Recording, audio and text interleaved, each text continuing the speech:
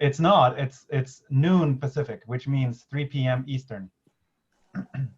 Thanks for the PSA. Good luck to everybody who's submitting. I know there's a couple of folks here who are online, so hats off to you all. So I'll go ahead and get started because we want Megan to have, we want to have time to do both her presentation and have some time for some good questions and some good discussion. So thanks everybody for coming today to the BBL, especially given what Nicholas said is the CHI deadline in just a couple of hours. So again, just for the PSA, the CHI deadline is noon Pacific time, or 3 p.m. Eastern time. But as that's in the back of your mind, I would like to shift gears for just for a short time and introduce you to Megan Bodum. I'm really excited to have her here. Megan has over 10 years of experience working in different facets of children's technology. Her diverse profile ranges from research to outreach and program management to curriculum design and production. She specializes in qualitative research that helps design teams build innovative and positive digital experiences for kids and families. And she's collaborated with a long list of great companies like Leapfrog, YouTube Kids, WestEd, and various other Bay Area startups. And she's in California now. Currently, she's an independent consultant. She's focusing on helping companies and individuals with various children's technology, media, education, and research initiatives. And we were thrilled to hear about the suite of creative methods that she's designed to meet the unique needs of children and designers of children's technologies and related products.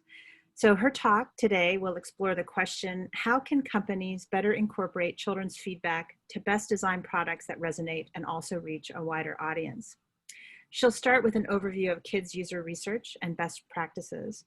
Then she'll present approaches to design effective studies with children for a variety of media types. Finally, she'll share with us some practical implementations of these principles and practices with a few case studies of her own. But the last thing before I turn it over to Megan that I wanted to mention is that she told me one of her favorite products that she's worked on is a little AI-driven robot named Cosmo, but I'm sure you'll be hearing more about that very soon. So with that, I'll just turn it over to Megan, and thank you very much for coming. Thank you, Beth, for that wonderful intro. Hi, everyone. It's so good to be able to talk to everybody. I wish I could be there in person, but so let's just jump right in. So today, I'm just going to go over how the session will run. We'll talk a little bit about my background and experience. We'll do a high-level role of a kids user researcher. And then we'll look at some case studies looking at common research stories relevant to the kids' product space. And then at the end, we'll have some questions and discussion. I'll try to leave 15 minutes for that, but I will also send over all my contact info and people can contact me if they want. Just a note that videos and photos are media released for educational and presentation purposes only. So I know this is going to be recorded and shared on a YouTube channel. I just ask that other people not screen record it and share it in other ways. Yeah, so let's jump in and look at sort of a high level, my path to where I am now. I'm from the Bay Area. I was born in Berkeley. I live in Oakland currently. After graduating from University of Santa Cruz, University of California at Santa Cruz, I was on my way to becoming a teacher. That's what I thought I wanted to do. And meanwhile, I got an internship at the marketing research labs at Leapfrog. And this was in the height of when the Leapster was launched. I don't know if people are aware or remember the Leapster, but it was a big time for the company. The company had 2 full-time kid testing labs running. And I was an intern there, so I sort of greeted families and helped teams with the lab, and it made me realize like that this is an actual space. Like you can work in this space. This exists. Working with kids in a way that's more creative, tech focused. So it got me excited to explore that space a little bit more. I then went on to be a research assistant there after I was an intern. And then from there, I became a program manager for Sylvan Learning Center. I ran all the free tutoring programs in Oakland Unified School District, and I managed 50 plus teachers, all the curriculum.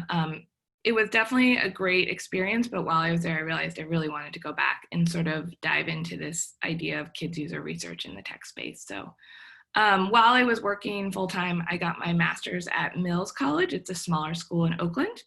And then from there, I went to go work at a variety of places. I was a research assistant at WestEd. I then went to go work for a social emotional toy line called Kimochi's. I don't know if it's very small, but if people don't know about it, I encourage them to check it out. I then worked at the Children's Creativity Museum as a consultant. And then I went to be the director of education for Fingerprint Digital, which is a small startup that was launched from an executive at Leapfrog, where we built mobile app spaces for different companies. So we did the engineering, the design, the content curation, and content selection. It was mostly apps at that time. And as the director of education, I was responsible for overseeing all the content that came in, all the portfolios, what that content had in terms of educational value for our different clients. And then from there, I went to work on the YouTube Kids app as a user experience researcher.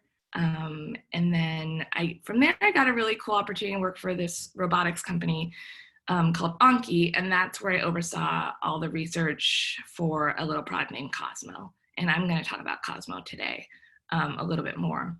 And then from there, I went to help sort of revamp the kid testing and research program for a small startup called Square Panda, that is a phonics literacy product. And since then, I have been doing my own consulting. So I work with various companies on different initiatives. A lot of what I've been doing right now is remote kid testing and research, which has been quite the experience and the challenge. But and then I do some other, I focus on content curation, ed value, and I've been starting to speak more at different programs and universities in this space. So that's just a high level me and my journey. Here are just a few pictures of me sort of in action.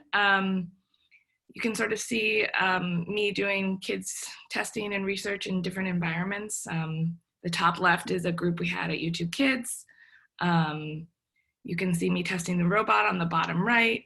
There's some pictures of some girls on the bottom right. That's sort of work we did with co-design. And I'll also dive into more of that in a second. So these are just sort of the biggest products I've worked on to date. I started with the Leapster.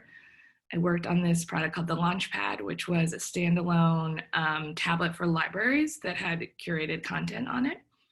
I worked on the Samsung Kids app. I went down to YouTube Kids and then Cosmo and then Square Panda on the bottom right. So before we jump in, I just want to play this clip. I feel like this sets up a little bit more about sort of how I feel in the role as a kids user research in these big product tech spaces. And it's from my favorite movie, Big. And let me know if there's any volume issues. Transformers hold 37% market share, and that we are targeting the same area. I think that we should see 1/4 of that, and that is 1/5 of the total revenue from all of last year. Any questions? No, not for me. Yes? Yes? I don't get it. What exactly don't you get? It turns from a building into a robot, right? Precisely. Well, what's fun about that? So I play that clip because it really shows the importance of having someone in the room when these products are being made who understand kids and also relay sort of findings from how kids are actually using the product. I can't tell you how many times I've been in meetings just like this where I am the voice of sort of really presenting the question of, is this fun? Is this interesting? And that's why it's so important to have someone like me on a team when we're in development. Oops. And then this, I always love this image. It's really simple, but I always feel like it really sort of drives home the importance of user experience. You could just see on the right, this, a path that people have, they design something, they expect users to like it, to use it. And then we always see on the left, people sort of going in a different way. And that's why it's important to have user research, especially with kids in every stage of development. So we can sort of combine these paths and make a better product. And I just wanted to highlight sort of the importance of working with key stakeholders. And when I say key stakeholders, I mean people who are also working on a product that's in development. And I would say these, in my experience, are the most common key stakeholders that I work with. UX designers, and on the top left, the purple. A common question I get from them as a researcher is, for example, compared to our current UI, with this updated design direction, where are kids having user navigation issues and or successes? So that's always a big common question that good UX designers are really looking at. On the bottom left, I deal with a lot of product people and leads. So for example, a product lead would ask a question like, Megan, with these redesign directions, is it easier for kids to find product features? Are there any unexpected things that arise that will impact our current product roadmap? And so they sort of want to see the bigger picture. They're always thinking a year down the line, 2 years down the line. In the middle, designer, I work with a lot of designers. What design elements resonate most with kids when it comes to navigating categories of content?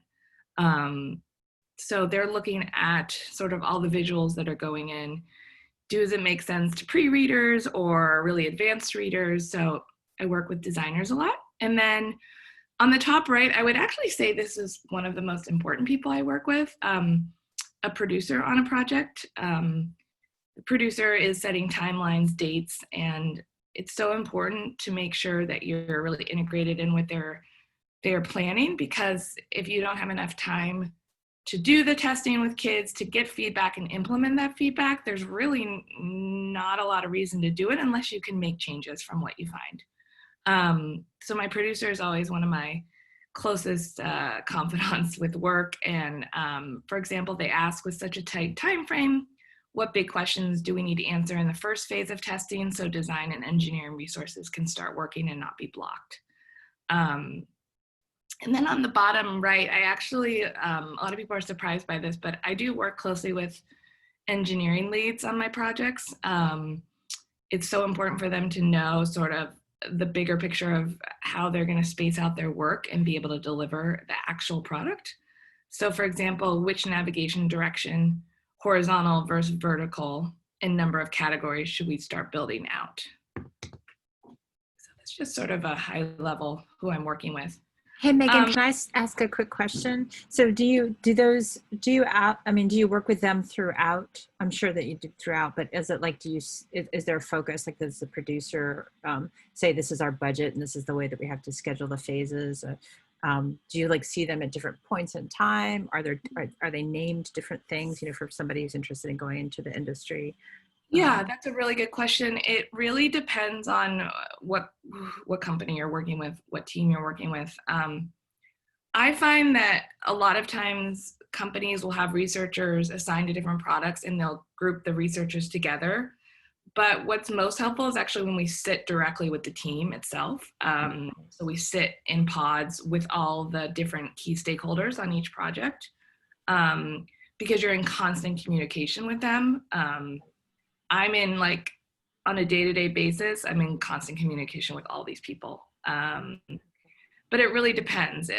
Some people are organized different ways, but I find that this is the most impactful way to sort of do it. And usually these are like the common names for these people within these companies. Some people do like product and producer are one person. But I really feel like having a producer who's just looking at timelines and making sure deliverables happen is a really important person. Cool, thank you. Sure.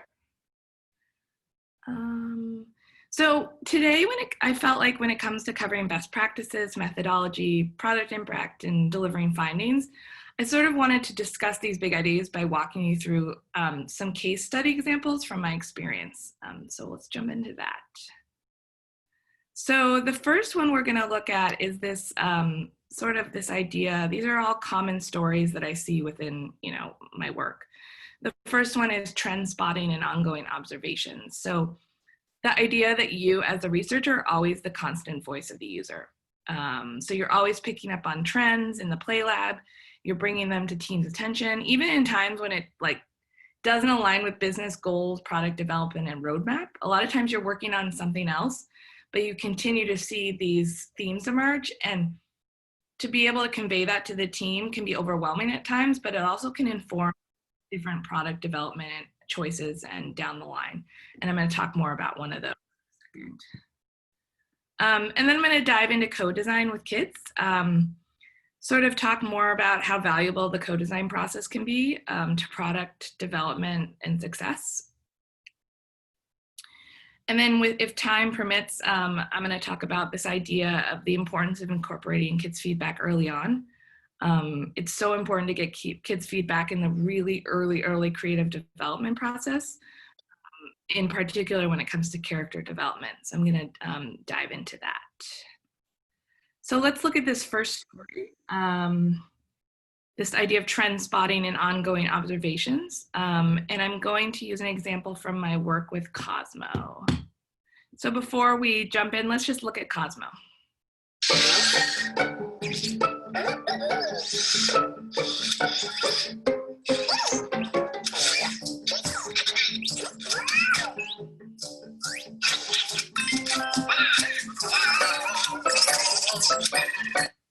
So that's Cosmo. And when I was working as a researcher on Cosmo, over time, specific play patterns continued to present themselves in almost every kid testing session. So kids wanted to be able to control Cosmo to do what they wanted. They wanted it to be more user-directed. They wanted to make Cosmo have specific animations, sounds, and say funny words, these short cause and effect moments. And they wanted to participate in sandbox play, sort of this open play environment where there was no prescribed way to play. So these were themes I just kept seeing over the 2 years I was there. And so an example of this is sort of this open play mode. When I gave kids free time to play with the robot however they like, it's not only a way to sort of have transition in the lab, but it's a way to see what their natural usage is. So this was, I would say, by far the most popular feature that kids played with. So let's look at Explore mode.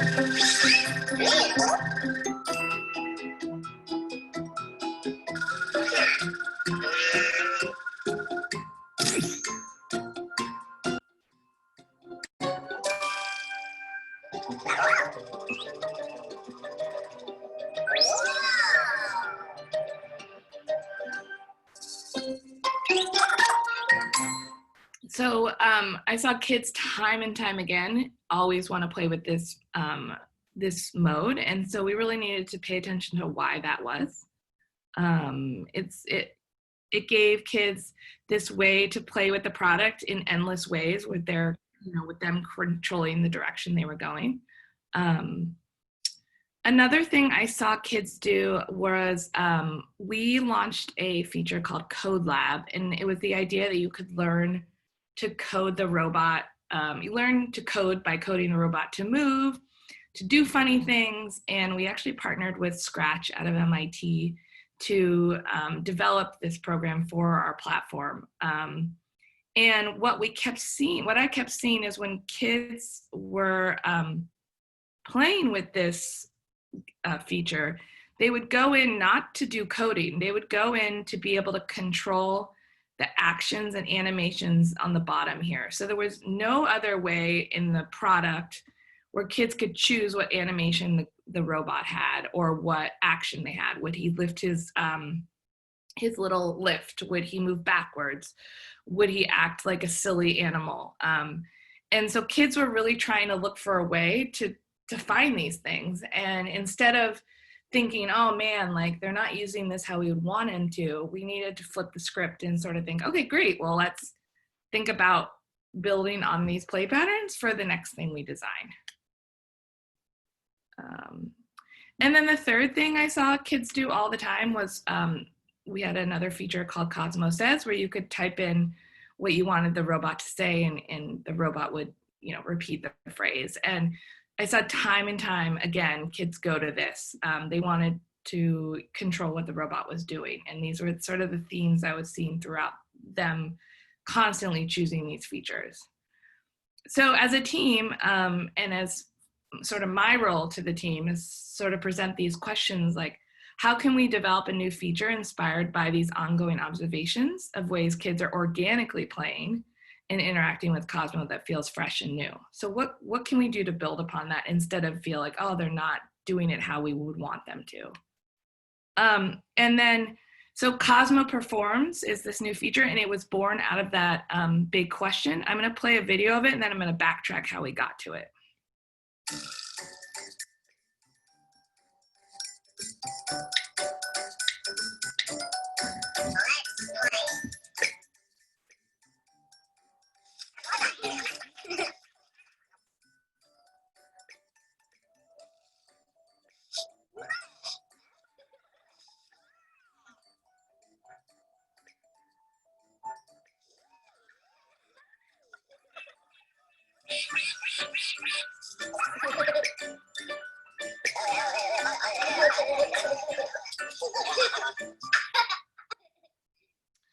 So you can sort of see in that clip sort of highlights of building upon these themes we were seeing. So let's go, now let's look at how we got from feature inspiration to final deliverable, meaning what you just saw in that, that little clip.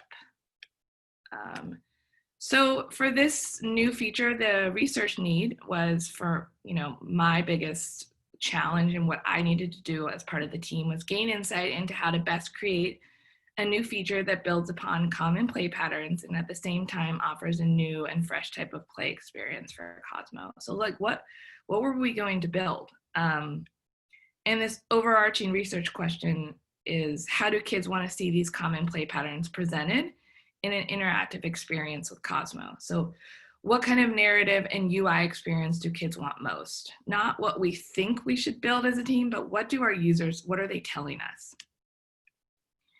And then what's the research justification? Why did I get the green light to spend resources on this and spend my time on it? Is at the time there was a lot of company attention on what the new feature was going to be made for Cosmo. And so we needed to make sure development went through different rounds of iterative testing with kids. And then what was the research challenge with this? Was how are we going to develop a feature that's centered on these ongoing play patterns and at the same time aligned with character development, business direction, and keeping in mind teams had a lot of fear around creating Cosmo as a remote control sort of car or robot instead of character driven experience.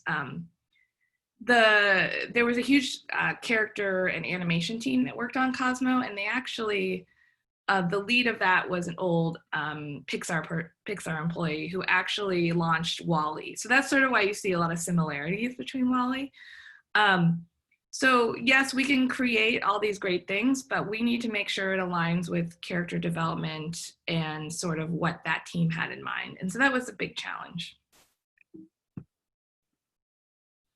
And so getting to the final feature took different rounds of iterative testing where I looked at various prototypes. So let's look a little bit more at that. And then listening to kids' feedback and observing how kids were interacting with the feature, it was prioritized. Ultimately, it helped us sort of deliver the feature that kids really loved, not what we assumed they would love. So we started in the very beginning testing this really makeshift prototype. I called it the piano concept. Usually we always had a name for these prototypes to keep everybody on the same page. But with this prototype, we were really testing out, do kids sort of like the idea of being able to choose the robot's animation or reaction, and also can they navigate through these tabs up top. Obviously, this was not going to be the final design, but we needed to sort of test out sort of big ideas and if kids are even responding to this. So some big findings from this round was kids did not like navigating through the multiple tabs and wanted to see all options visually in one place. Having pictures of Cosmo's face mimicking animations wasn't resonating. Kids had a hard time distinguishing between the happy and the surprised and so forth. And then some kids were overwhelmed by the amount of spaces to fill. So that was just something, we put 10 in there just as placeholders, but we found that kids only wanted to fill about 6. And then this whole idea, we had a dragging mechanic. So you would drag the feeling, action, moves, etc. into the space, was really hard for kids, and they had a lot of error with that. And then kids thought this was boring. They wanted a more motivating narrative experience. So the first prototype really, it did reinforce that like kids really like this concept, but there was a lot of work to be done. So we sort of, as a team, regrouped to look at all that, and then we came up with this DJ booth concept. You can see here we presented all the animation objects with individual icons in one place. So this was easier for kids to navigate, but it still was overwhelming to them because it scrolled actually up and down multiple times. There was a lot of different options, and kids had a hard time distinguishing themes. So we presented less option choices for them, and it was much more manageable. And then we sort of scaffolded kids through this dragging mechanic by prompting them to drag a desired animation to this record player. So the idea would be they drag whatever they want to the record player, and the record player would shoot it out to one of their spaces. But we saw again, it wasn't the bigger picture of going to one location. It was just the dragging mechanic was not working with their finger. And then at the top, kids didn't know to type something to say. That was totally lost on them. And we thought like this DJ booth would be cool, and it wasn't super cool for them. So a lot of kids weren't actually familiar with the idea of DJ or excited by it. So we listened to that. And we sort of moved on to this another prototype iteration, this idea that it was a playlist. So kids are familiar with making playlists with songs. That's current to their world. And that's another thing as a kids user researcher. A lot of times things are designed by, people who are in a different generation, are not around kids, and the simplest things can be lost on them. And that's why it's important to do this work.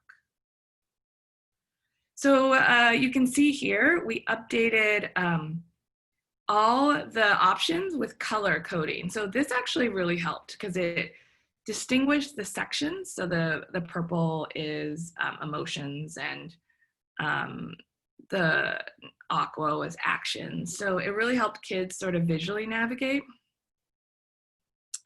And then instead of having the user drag, we implemented a button to tap to add. And this worked better, but some kids still missed noticing the button. And then up top, we added a sample word option for kids to choose from. And that just really prompted them to pay attention to this area and say like, oh, you can do this, that's cool. And once they had one idea, they were able to do everything else on their own with the typing in the words. And then kids were more familiar with the idea of playlists. But it was not as sort of exciting or motivating as we thought it would. And another thing we kept in mind was we were working to flesh out sort of an educational extension to Cosmo. So as a team, we thought, thinking ahead a year down the roadmap, should we try to incorporate sort of an educational flair to this feature? And that's sort of where we sort of started exploring this idea of storytelling. So you can see here, a lot of kids didn't know to scroll up and down. So by simply visually cutting off the images at the bottom, it gives kids a visual cue that you can scroll up and down. We added that. Kids kept telling us they wanted a way to edit their story or playlist, so we added that option. And then kids really liked this idea that they could design a story with animations and words for Cosmo to perform. And they even kept telling us that they wanted to be able to share it with the community, other Cosmo creators and owners. And then we had this play icon. It read well, so we didn't need a title under it. Kids knew that is the common image for play. They knew to go right to it. And this is the final design for Cosmo Performs. And we had overall design polish. We added the plus within the box to instead of having it separate. So kids just knew they picked surprise, they picked plus, and it went right in. No dragging, no nothing, no middleman. Hey, Megan, I'm sorry, can I stop you again for, well, I already have, but so with, so how did the kids, this is awesome, thank you. Do the kids get to Cosmo Performs from like a main dashboard sort of thing screen? Yeah, Okay, so they have to, does it have the words, or is there an icon similar to the play icon that's sort of like, that you studied to see like what symbols? Oh yeah. I'll show you an image of the home screen. So the home screen for Cosmo had all the options of like different things you could do, like categories like games, code lab, explorer mode, and Cosmo Performs. And they all had major sort of images that were like hero images that were, and then below it, they had a title. So for pre-readers, we tested imagery, right? So do they sort of understand what the difference is between coding and games just by an image? So yeah. Right. Yeah. Cool, thank you. Good question.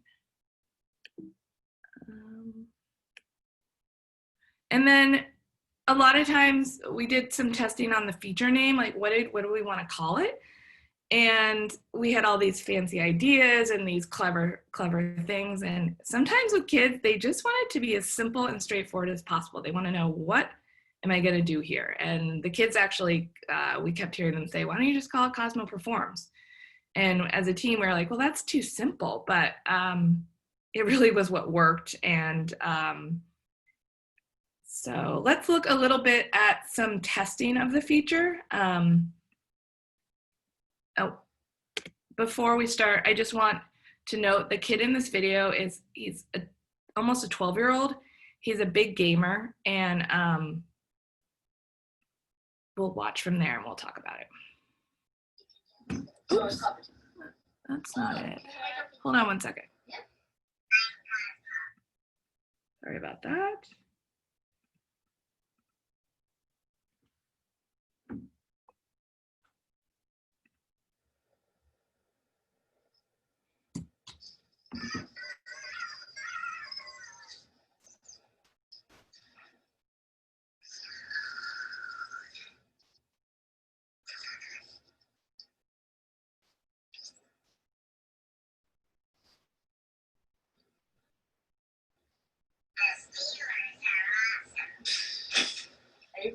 Yeah, I actually think this is pretty cool.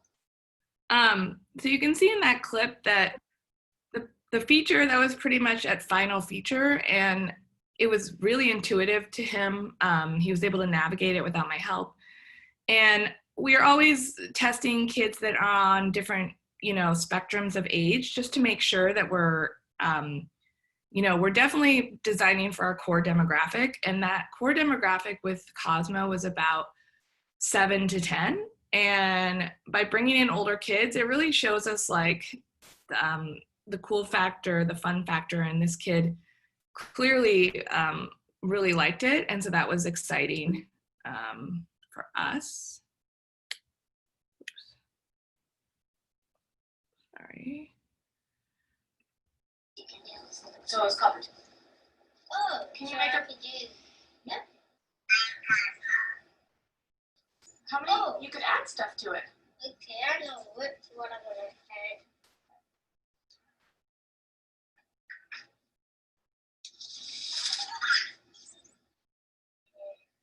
And then what do we do now? How can we play the whole playlist? Like this.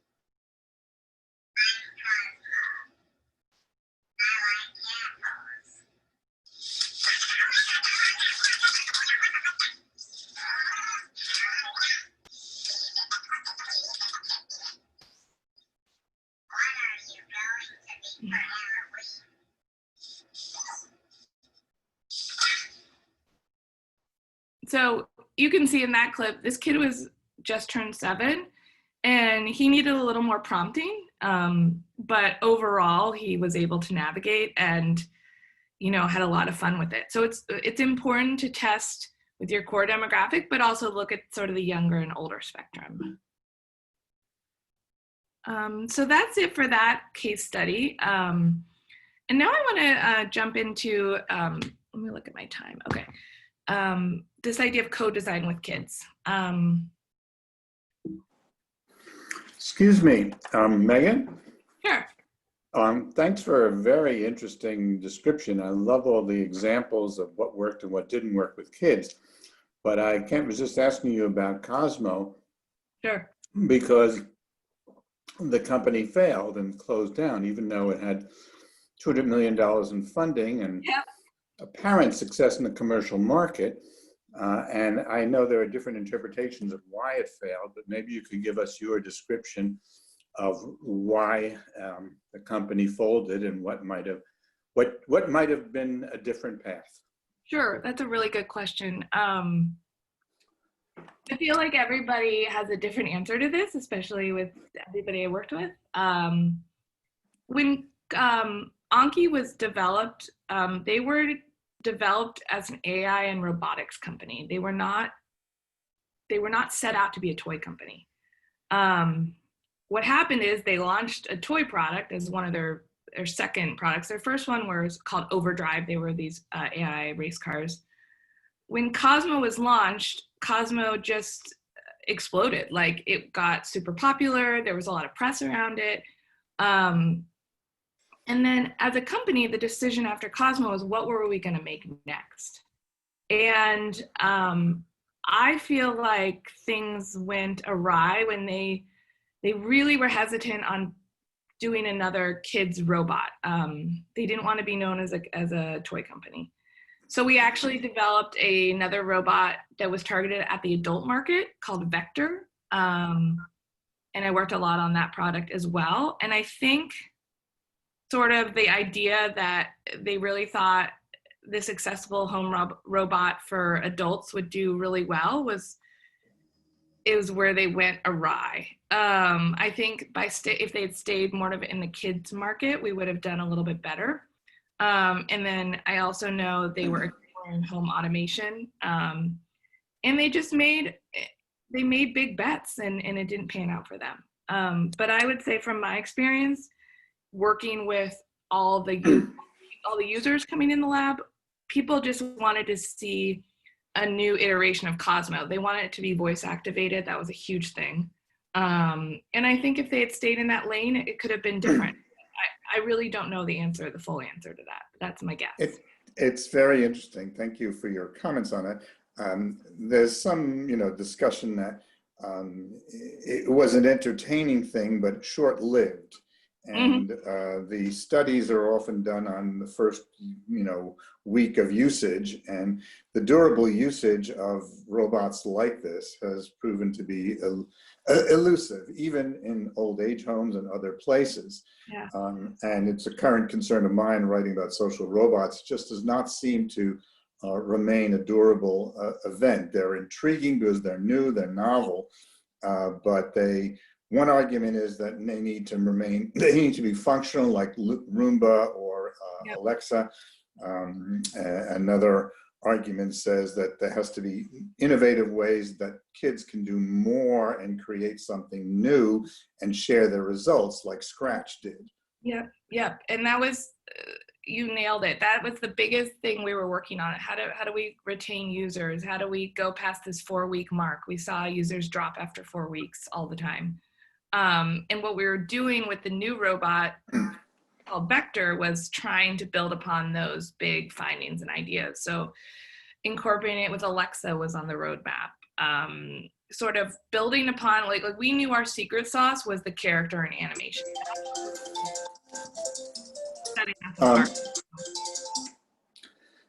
Was there a social component where kids could share their programming of the robot with others and create and build on others? That was definitely on the roadmap. We were creating a community. Mostly, the first thing we tried to do is dive into this community with Scratch. So the idea that kids would code their robot to go into their parents' room and wake them up with a silly animation, whatever that is, they would share it within that community. So instead of building our own community first, we started to try to dive into the Scratch one because it was doable, right? It was less work, and we wanted to see how, if our users would do it before really committing to it. So yeah, those are all exactly what we were working on. And I hope the company that has bought it sort of, dives into that. I know I was working a lot on AR research for it. So the idea that we could have Cosmo in an augmented reality was on the roadmap. So there was a lot of cool things, but that's how these companies work. It can be going, and then the next week it's over. Thank you. That was very helpful. I wonder if there's anything written about this, either by you or others who describe what happened. So the lessons could be learned by others. I mean, this seems to be a constant thing. There's a continuing rise of new social robots, especially for kids, and yet they keep repeating the mistakes of the past, it seems. Yep. Yeah. No, I'm sure there is. There is a, we can talk. We can talk more offline about that. Could you contact me on, I'm ben@cs.umd.edu. Yes, Ben. And I can send the information to you, Megan, if like, so you can. Thank you. I'm happy to do that. Those are I'm great. currently writing about social robots and trying to find some path forward that does give a set of, agendas about what might actually work. So that's what I'm after, a positive story about what should be done. Thank you. I will contact you for sure. So back to this, when I was at YouTube Kids, I was, the big initiative I worked on was this Age Up initiative. So this idea that what was happening was we launched a YouTube Kids app, and we saw kids jumping from that app way too early to the main app. So how can we age up the app, the YouTube Kids app, to retain users longer? Which is very challenging because the YouTube Kids app was sort of a walled garden content experience, and kids just wanted access to everything. So what can we do to make kids stay longer? So the research need, we're seeing a lot of kids jump ship to the main app, and we need to explore updates. This big overarching research question. So aside from making all the content available, because that was not an option, what updates got kids excited? And the justification, so at an org like YouTube, with the volume of users, small changes can make a really big difference to overall product and user base. So it's vital to come at changes from all research angles and prioritize user feedback. The challenge here was, how are we going to capture feedback we needed during these regular one-on-one usability sessions? We had usability sessions every day for new features we were building, but we weren't really able to capture sort of the feedback from kids of what they want to see more of. So we needed larger groups and time to run alternative methodology and look at kids' attitudes over a longer period of time. So while I was there, I designed a group called YouTube Kids Design Crew. And what benefits did this group have outside of regular kid testing? It built team investment involvement, so it strengthened teams' overall culture and communication. And it allowed time and space to facilitate hands-on co-design activities where kids could creatively express and share their thoughts. So new feature ideas, design directions, and product interactions emerged organically in these sessions. And the groups yielded really unique marketing materials and PR moments for the team. So let's jump into team involvement. So just to backtrack a little bit, this group, let's see, were kids who were current users of the YouTube Kids app, and they were in the age range of when we were seeing kids drop off the app. So we had the same about 12 kids come in every couple weeks and work with the team on different projects. So we got to meet the kids, get to know them longer, and work with them for a couple months instead of just a one-time kid testing session. So a big benefit of this sort of method, of this co-design, is building team involvement and investment.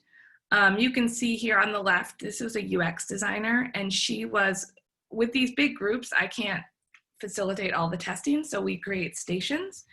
And having the team members who are working directly on what they're testing, test it, is so valuable. So on the left here, this is a UX designer testing different layouts for episodic content. And having her run the testing she gained so much knowledge that she wouldn't have gained by reading a report I wrote. And she came up with a bunch of ideas of how she was going to iterate and change. And on the right, this was one of our voice engineers. We were doing a new search voice feature, and she was testing it directly with the kids. And so what happens is I work with the teams to sort of train them on how to test it. They have a script, they have a little tracker you can see here in the picture. So it's really helpful to the team, and it builds community and bond around what you're making. I think a lot of times people who make kids products are really detached from what they're doing. I think they're just doing their tasks every day, and I think being with the kids is really important for them. So creating an environment where new feature ideas, design directions, and product interactions can develop organically is very important. So an example of this is we were testing out this idea that if the home screen of the app changed every so often and it was sort of a theme takeover, would kids like that? And what would they want to see in these sort of content takeover ideas for the home screen? And these were all ideas that teams had, but were not decided upon or put in the roadmap yet. We were just exploring, like, what can we do for this Age Up initiative? So you can see here, we had kids design their own home screen. And we saw a big part of my role as a researcher on this team is to take all this, I get a lot of content from kids. I get tons of drawings, and to break them down into themes of like what we're seeing, what could help teams. And for example, kids wanted elements of personalization and customization. So they wanted to be surprised. They wanted to be able to decide what certain parts of the home screen would look like. They wanted a new background picture every day, depending on what kind of videos they wanted to watch. So that was a really interesting theme that we saw emerge. Let's see. Kids wanted to see topical and seasonal themes. So with content takeovers, they want to see stuff that was familiar to them during the year. So back to school, winter holidays, sports, New Year's. And then kids wanted elements of humor, action, and adventure. So especially with the boys, we saw a lot of, dragons and zombies, and but this idea of humor and surprise was sort of constant throughout. Another thing we were exploring is profiles. So we didn't have custom avatars or profiles on the app yet. And kids were telling us they wanted a way to distinguish their profile from their brother's profile, their sisters, and sort of create a unique experience to them. So as a team, we had no idea what we wanted to do with profiles or avatars. So we just asked them to make their own, and we saw sort of what we came up with. So kids wanted a profile image that represented who they were, They wanted something unique to them that they could change and update at any time. They wanted to feel acceptance and difference. And so you can see here some pictures of the profiles they made. Animals are still very popular among the 8+ age range. So we saw a lot of people putting animals in their profile images. Once again, kids wanted elements of humor and silliness. So we can see here some fun things that kids made. Another feature idea for the Age Up initiative we were thinking of was topic of the day. Topic of the day was going to be presented on the home screen. And so what I thought could be fun for the kids is to create these giant home screens and have them work in pairs on if we gave them a simple prompt of this idea of topic of the day, what did they come up with? So kids wanted to see elements of expected delight and surprise. So once again, we see these moments of, oh, something's different today. I got to go check in. And that's what we wanted to see. Kids wanted to see their favorite characters incorporated into the experience. And kids wanted to see elements of action and adventure again. And then this group really, it informed marketing and produced these PR moments. When you work at these bigger companies and you have these different size budgets, you're able to, do different things. And that's one benefit of working at these bigger companies. So you can see here, they had their little sweatshirts. They felt part of a group, which was great. So I just want to stop there, Beth. I know we're running a little behind. I guess I'll take questions now, and then I had one more case study, but I think people probably want questions. I'm not sure, your call. Well, thank you for responding to questions throughout, being interrupted by questions as well. And I do want to say that I've gotten some requests from a couple of our studio design course instructors to have you come. So maybe you'll be able to go into the third case study with those students in our user-centered design classes. But does anybody have, and thanks, Layla. So in our audience, we also have some amazing co-designers with children. Layla Naruz is a PhD student who we've been working with. And so you might even know her from YouTube Kids or something. I feel like she was there when I was there. I was at YouTube Kids as well for a short time. How are you? I did. Awesome. So if anybody has any questions, you can feel free to unmute yourself and ask Megan directly, just like, I kept interrupting. And then, or if you want to put it in chat and don't feel comfortable, I'm happy to give that question to Megan. Any questions, any comments? Anything. Huh? Are you working on anything now? Sorry, what was that? Are you working on anything now? I am. I'm working on a couple projects that are still under strict NDA, so unfortunately I can't share with you. Any insider trading tips? Insider trading tips? Like, you got any big news? No, not yet that I can share.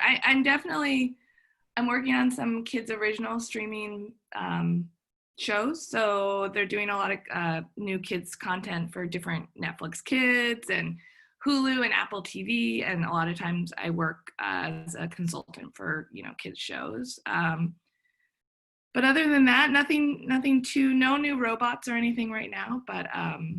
You say you do the software as well, or are you mostly like working with the kids? You focus a lot on like making like the design process and like. Yeah, so I mostly work with kids to inform different teams. So usually I'm in the lab with kids, ask questions, present different things, and sort of help teams answer questions. So engineering might have one question while design has another question.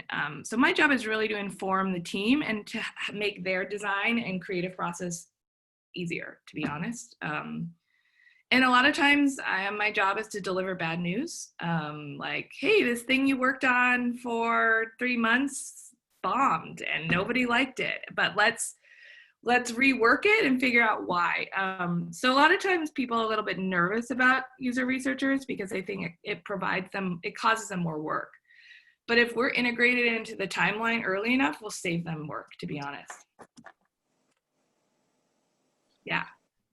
Go ahead, Ben. You can go ahead. Hi. Thanks again, Megan. Very interesting. Your on-the-ground commentaries and experience are very valuable. I want to take it a little bit towards the direction of the design as oriented from play to learning, and from operation to creativity. Do you see ways in which there are opportunities for making kids' toys that will win the applause of parents as well? Yeah. Because I think from a market point of view, that's going to be a necessary part. Yeah, that's a really great question. I think I work with kids, but I also work super closely with parents. So I'm always having parents come in the lab. I'm working with them to figure out what do we need to have in this product to make you pull the trigger? What's going to make you buy it and be excited about it and want your kids to be using our product every day? And then at the same time, making sure that we create something that is really fun for kids. It's current. The play patterns are age appropriate. And at the same time, provide content that we have promised in our marketing messaging, our PR. There's different approaches when you're just doing a product for play and a product for learning.